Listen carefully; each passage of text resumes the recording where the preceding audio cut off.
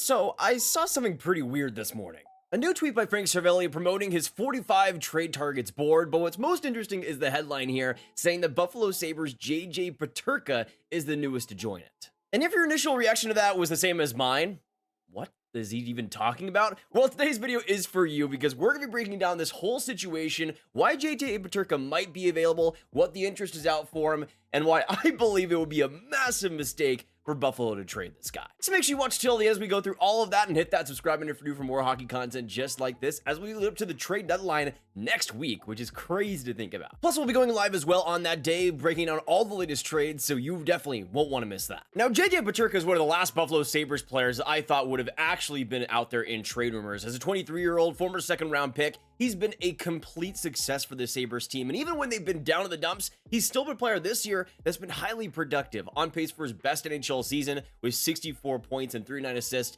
in 80 games. Every single year he's gotten better, going from 32 points in his rookie year to 50 points in his sophomore season, and this year on pace for 64. He's been one of the players here that has actually been growing and improving in every way, which is an exception for the Sabres team. Back in his draft year, I had him around that same range at 34th overall. I saw him as a great defensive presence with a great motor, but an offensive skill set that we have seen out of him has truly exploded since his draft year, and he's somebody you can obviously tell has put in the skills work. But he's somebody that has been a solidified top 6 player for Buffalo, and with how young he was, I thought would have been one of the players to right the ship. And it's a far cry from the players that we've seen on the trade block for a while now. Players like Cozens from really the start of the year. We've heard a little bit more as well about Alex Tuch, and even though he's not somebody I would trade, at least he's on the older side, so I can kind of get why Buffalo would do it, even though I think his leadership is something that Buffalo needs to keep going forward. At least with those two guys, it would make a little bit more sense, but in JJ Peterka's case, that's just really questionable to me. But of course, he finds himself on Frank Seravalli's trade board, so the question has to be asked,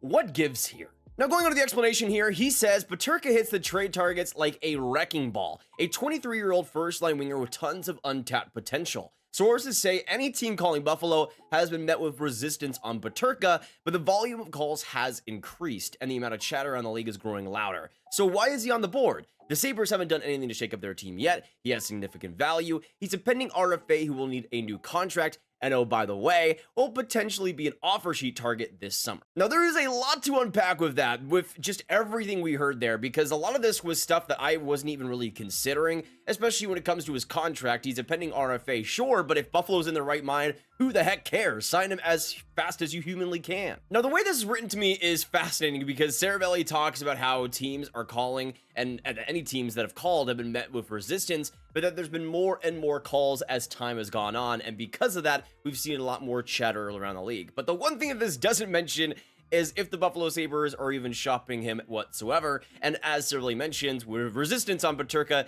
it seems like that's not the case. But maybe this is a situation where just out of nowhere, Peterka just gains interest more, and eventually there's an offer that Buffalo can't refuse. I don't know what exactly that would look like for the Sabres, but I think in Peterka's case, that's somebody that I would definitely be wanting to trade for if he was available whatsoever. Sure, he's not the most big or physical player out there, but Peterka is somebody that has been able to show so much offensive potential already, and especially on a power play, I think we'll be able to do so much for any team out there. I think for so many teams that are looking to get that extra offensive punch while not really sacrificing youth, Peterka is kind of the best of both worlds. And I would assume in a Peterka trade, if we were to see it, it would be bringing in another Alex Tuch type of presence, where it's somebody that's on a little bit of an older side, more of a veteran guy, but still somebody who's in the prime of his career. If that isn't the case and Buffalo's going for futures, I don't know what the heck this franchise is doing. If you're trading a 23-year-old for futures, then I think it's just a rough situation. If they do trade Peterka, I could see it being for an older presence. If that's the case, I would question how many players would even fit that model. How many players do teams want to trade that are better than Peterka right now? I feel like it's very few, especially for a lot of teams that are trying to be contenders, trying to take that extra step.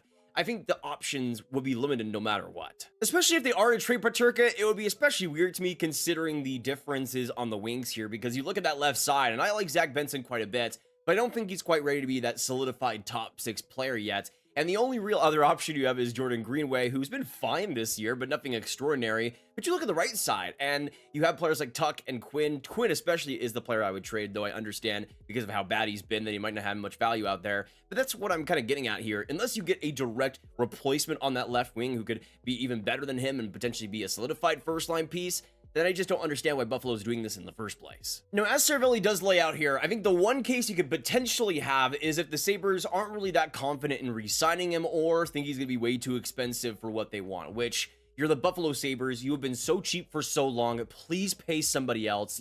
Peterka absolutely deserves it. And you've locked up so much of this core already. You might as well bring in Peterka, who's better than a player like Cozens for sure.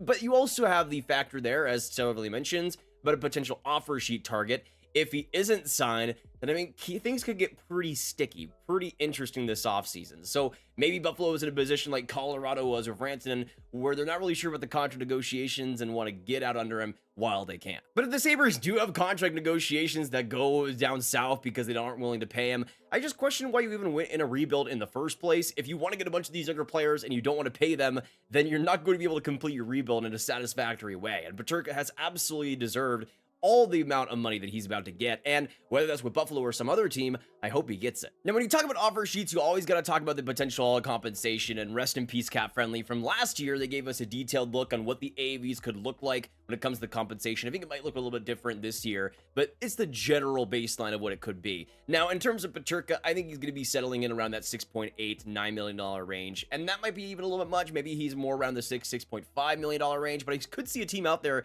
giving him a longer-term deal at $7 million. I mean, the offensive production, I think, has been there, and especially the growing cap, I think it could absolutely be worth it.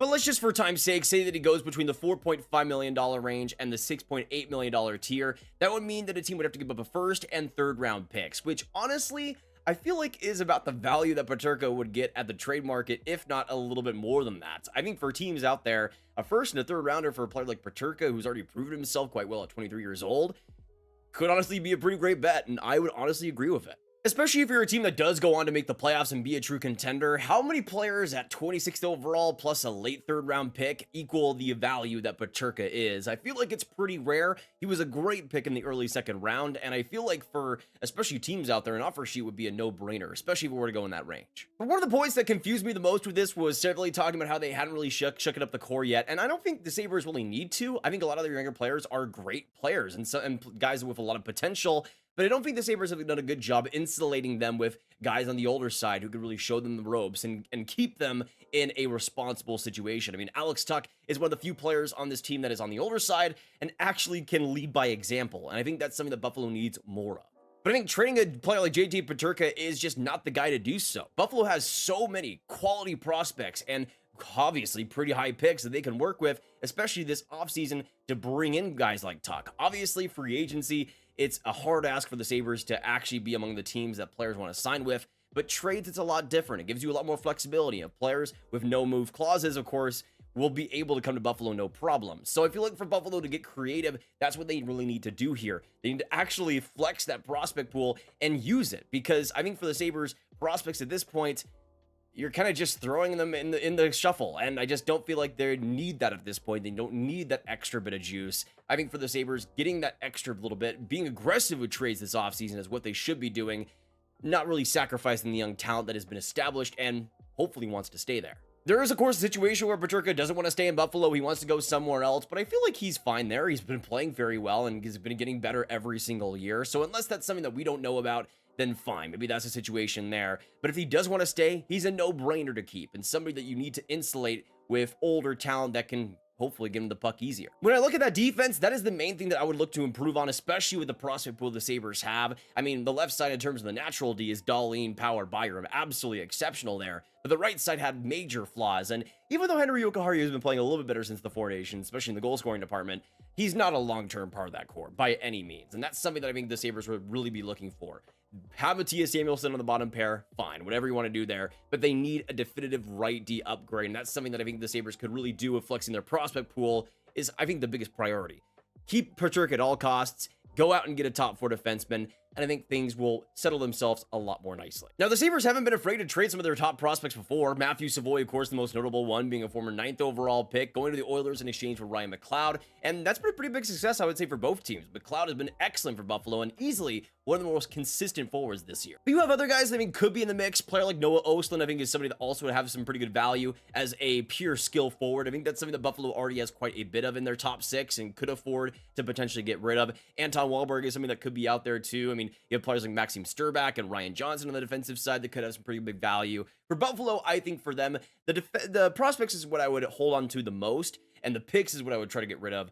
But it does depend on the situation. Obviously, for Buffalo, I don't think you want to trade your first-round picks at this point, considering how inconsistent the expectations are and how they always seem to disappoint them. But I think for Buffalo, they can really use this prospect pool, use it to their advantage. They already have so many guys that have graduated onto the NHL and have been a big part of their core. Not everybody's going to work out here, and especially for a player like Ryan Johnson, in my opinion, that's somebody that I think could get some pretty good value for the smarts that he provides as a defenseman, but might not be somebody that is a long-term fit, especially as a lefty, if they are to keep Dahlin, Byram, and Owen Power. Somebody that I've long thought could be a great fit for the Sabres is a player like Rasmus Andersson, but who knows if the Flames actually get rid of him. The point is, I think somebody that could be right there on that second pair is the biggest priority the Sabres should go after. And even though I think the forward group can use some tinkering, sure, I think the defense is the biggest issue, and getting that goaltending going as well with Devon Levi in the future. There are some holes there I think the Sabres should be fixing with an older presence like an Rasmus Andersson. We'll see what they actually go for. But if they trade a top prospect for a guy like that, I wouldn't mind it, because this is the time the Sabres really need to be aggressive. They really need to start going after this Atlantic Division, because they have potential that they just have not been able to